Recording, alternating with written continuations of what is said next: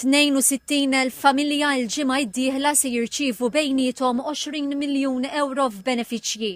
F'konferenza tal-aħbarijiet, is-Segretarju Permanenti fi ħdan il-Ministeru tal-Politika Soċjali u d-Drittijiet tat-Tfal Mark Musu qal li se jsiru 3 pagamenti għal familji bit-tfal taħt is-16-il sena, bit-tfal b'diżabilità u għal familji bidħul baxx fosthom persuni waħedhom jew koppji.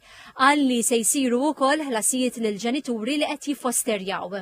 Għandek kważi 42,000 familja li għandhom tfal taħt is-16-il sena u allura jkunu qegħdin jirċievu l-allowance ta' tfal.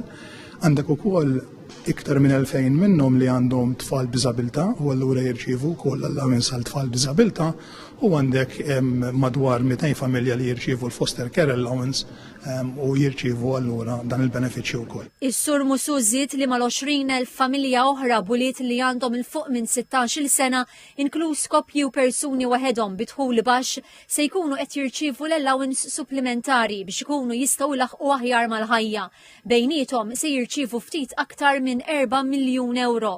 Ftit inqas minn 70% huma persuni waħedhom romol u persuni separati jew divorzjati. Ġi spjegat li aktar minn 2,200 familja bit-tfal b'diżabilità se jirċievu allowance addizzjonali ta' 30 euro fil-ġimgħa, kważi d-doppju ta' kemm kien 10 snin ilu. Iż-żieda fl-att ta' familji benefiċjarji f'dawn l-aħħar snin kienet dovuta għall-inklużjoni ta' diżabilitajiet bħal awtiżmu u ADHD. F'dan il-pagament ta' Ġunju l-investimenti qarreb il-miljun euro.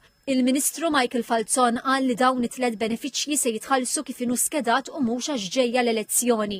Irrimarka li l-investiment bejn Jannar u Ġunju ta' din is-sena fuq il-benefiċċji se jkun qabeż il-41 miljun euro, żieda ta' aktar minn 7 miljun euro fuq is-sena ta' qabel. Qal li din iż-żieda hija attribwita żieda ta' 250 euro għal kull wild fi Children Allowance li fisser bħala l-ikbar żieda li qatt ingħatat f'daqqa f'dan il-benefiċċju.